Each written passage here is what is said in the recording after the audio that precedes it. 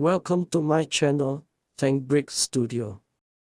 In this video, we will be looking at the Parisian Restaurant modular building and the modifications I had done to make the interior and walkway space larger, while still maintaining the original design when looking at it from the front.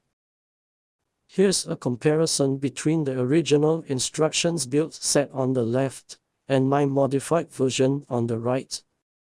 From the front it looks the same, but the sides and the back are the ones with most changes. You can see how the building bulks up to take up all the empty space behind. Since the back will not be visible at all in my city setup, I make up some of the walls with available colors and parts from my inventory. On this second level balcony, I removed the tables and chairs that were supposed to be for the restaurant. I also changed the focus of this brick wall chimney to become a feature for the main door entrance. I also added windows at the side, partly because I am running out of olive green bricks to fill up the wall. Let's head back down and look at the walkway. The entire building structure is shifted 3 studs backwards from the original build, which makes the walkway wider. You can see how natural and comfortable the spacing is. Let me put in some minifigures to illustrate.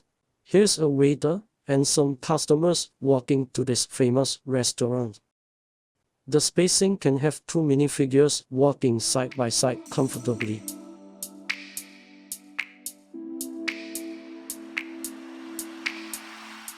For the outdoor seating area, I changed them to larger tiles. I utilized some of my golden 2x2 tiles to fill up this space, to make the space look more expansive. I also added 2 black lampposts on both ends of this building, as they fit in nicer with the rest of the elements. Alright, now let's move on to the interior, where most of the custom modifications are done. On the first floor, you can immediately see the big difference in the interior space. I have a much larger dining floor that can accommodate more tables and chairs.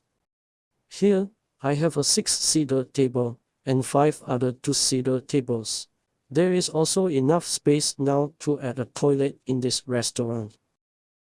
The kitchen remains about the same, although it is slightly extended. At the entrance, I have the reception counter, and notice how I changed the floor to reddish brown tiles. In the kitchen, you can see that I removed the original center island counter and have now placed all the cooking appliances by the wall.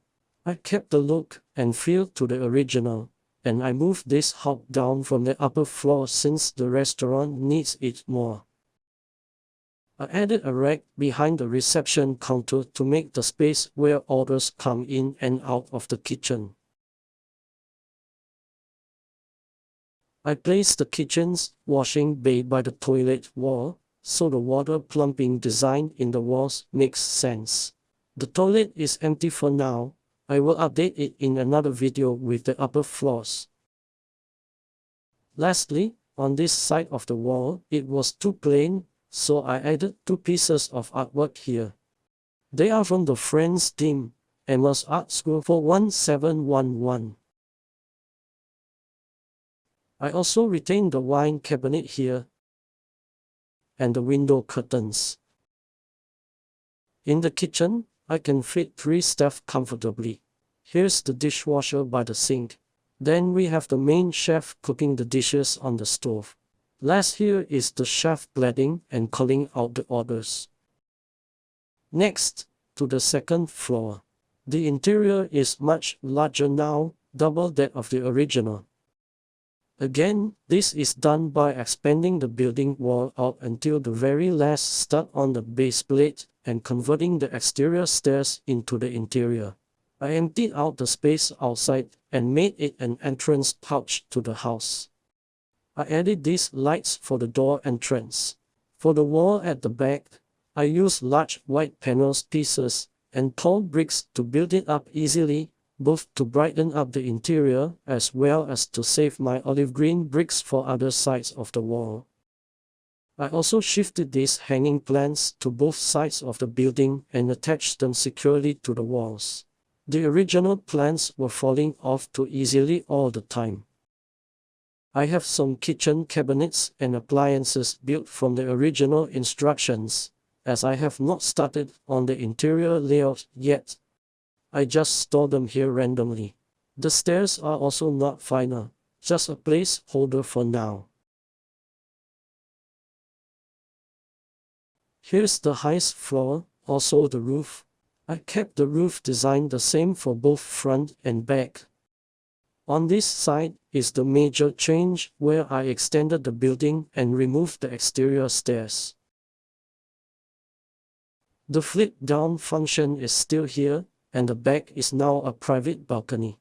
I emptied out the original art studio, as I plan to turn this into a residential home.